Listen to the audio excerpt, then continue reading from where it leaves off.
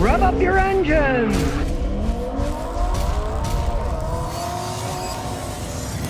All right, here we have a V10 Audi.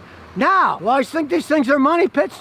They can often be big money pits. For the original owner, it certainly was, because when it was brand new, this baby sold for $79,000. But he bought this beautiful looking car for $8,900. Now that's one heck of a loss to take on a car. And it shows you the image they have. People always say to me, Scotty, those Audis look so good, and there's so many of them for cheap prices. Well, there's a reason for that, baby, a big reason. But this guy knows cars. He's owned this thing for 4 years, and he's only put $2,500 into it. So he's smart. He knows a mechanic, knows what he's doing, and isn't ripping him off. But the main reason people buy these cars is under the hood. A 5.2 liter V10, smooth, screaming motor. They have quality transmissions. These things are a dream to drive. And this baby's got 195,000 miles on it and still runs pretty good.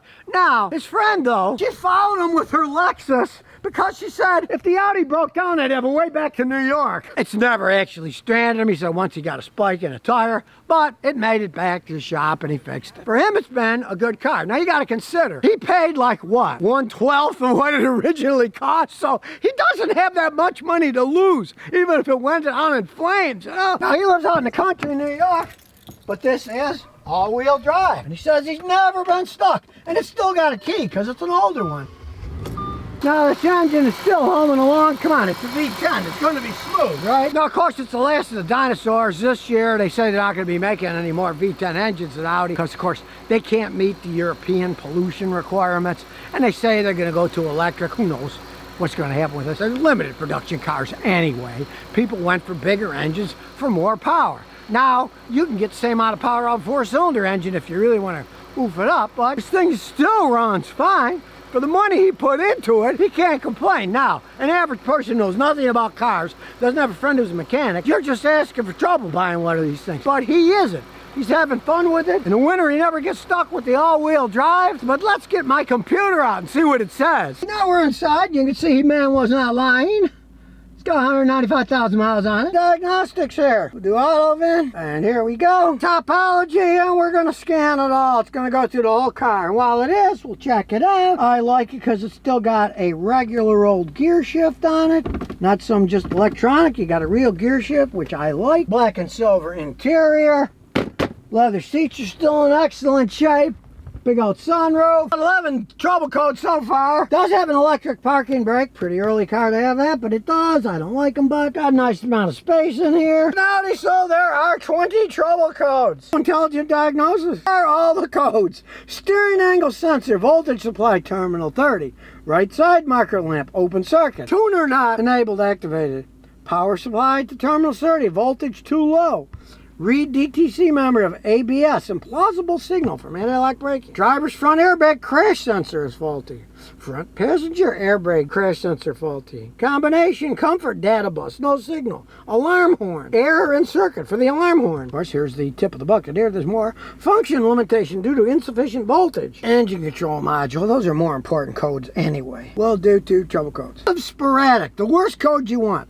Knock sensor 4. Signal too low. Power supply terminal 30 low. Read DTC memory of ABS, implausible signal. Now, this is a high-tech Audi. He's got no problem driving it around. It is so full of technology. You never want to fix all these things, but we'll see what happens after he road tested because I'm going to erase everything now. I was able to erase everything except for this one code. So we'll look at the one code that's left. We know that is a hard code because it won't erase it. Central control module. So we'll go to the trouble code. Alarm horn. Electrical error in the circuit. We really don't care about the alarm horn, so we're going to ignore that. But we're going to look at live data for the computer, which we want to see what kind of shape it's in. So we'll go to the computer. Engine control module. We'll go to live data, and there'll be tons of live data. Here we go. All kinds of engine data. Airflow sensor. Intake air temperature. Even this altitude adaptation. Yeah, the vacuum pump's working. Fuel consumption, okay. On a trip here, he's getting 16 miles a gallon. It's a V10, it's a gas hog. He says if he drives slow on a highway,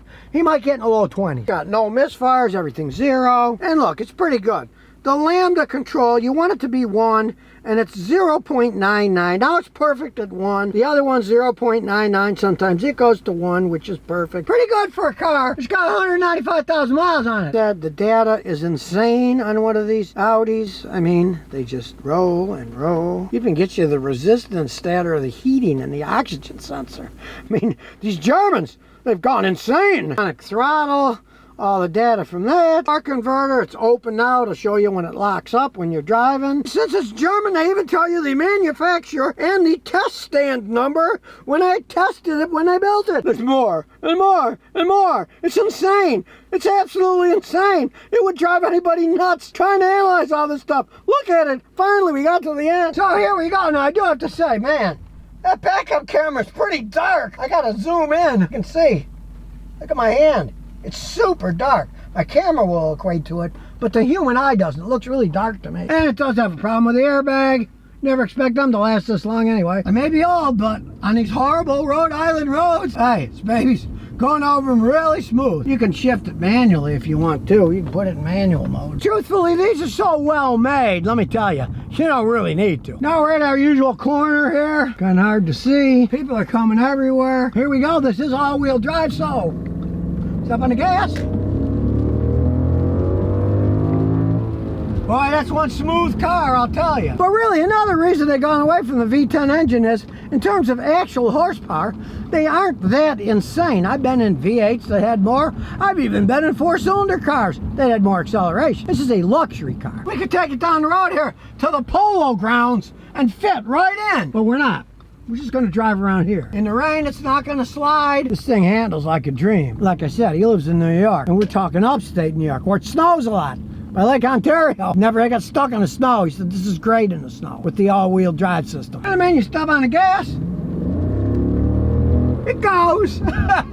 It gets up and goes. Really, when you think about it, the guy bought this car years ago for less than 1/12 of the original price. Driven it for years, and he only put 2,500 bucks into it. But he does most of the work himself, or he has a mechanic in New York like me, an honest guy who does work that he can't do. Now, it does have the V10 engine, which is very strong. But considering what he paid for it, 70 grand less than it was new, and he's been driving it for 4 years for 2,500 bucks. But it's not for everyone, let me tell you. It is not for everyone. If you don't know anything about cars, don't buy an Audi. That's why you see so many Audis out there that are for sale, and people say, oh, I saw these Audis and they're pretty low priced. They're low priced for a reason. Now, he got a good one. It was a local car in upstate New York. When you're in the middle of nowhere, cars don't go for that much money. If he'd been in New York City, forget it. He would have paid a lot more money for it. There's guys that'll go there, buy one of these, go to New York and sell it for like 3-4 times what they pay for it easy. Beautiful car, runs great still, doesn't burn oil,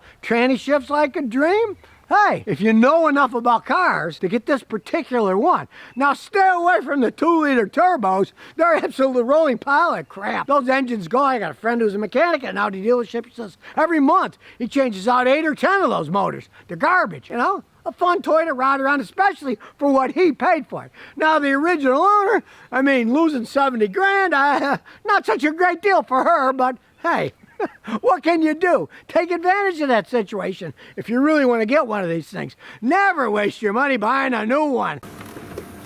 And here's some bonus questions and answers. Tony3890 says, why does my car overheat? I got a 2006 Chrysler 300. I replaced the radiator, water pump, thermostat, hoses. And my motor overheated bad, so I had the heads done at a reputable shop, installed with a new gasket. Now it overheats. When I drive, it's okay at idle, but when I drive, it overheats. I don't know how long ago you had the engine done over, but guys that rebuild engines, those 300 seats, are very complex engines. It's very hard to rebuild. It could be they did a crappy job rebuilding it. That guy worked on the car. How long has it been? If it's been a really short period of time, I'd say he screwed up the job. Go to another mechanic and have him do my video. How to tell if your head gasket is blown, Scotty. He'll get a little tube, put blue liquid in it, start it up. If the blue turns yellow, then either the head gasket's blown or the head's cracked or the block is cracked, meaning he did a job when he put the thing together. He didn't rebuild it right. That's commonly what happens with those cars. That's the main reason they overheat. I mean, there's a zillion reasons a car can overheat, but if it happened after he did that engine work, odds are he screwed up the engine work. He did everything else, the radiator, water pump, the thermostat, anything that's normally going to do it. And if you say it's okay at idle, but when you go faster it overheats, that's classic of a head gasket. The faster you go, the more a blown head gasket is going to put up extra heat, and the faster you go, the faster it's going to overheat. So I have a feeling he did a crappy job on the engine. I can just, from my experience with those things, hardly anybody knows how to rebuild those things correctly anymore. So if you never want to miss another one of my new car repair videos, remember to ring that bell.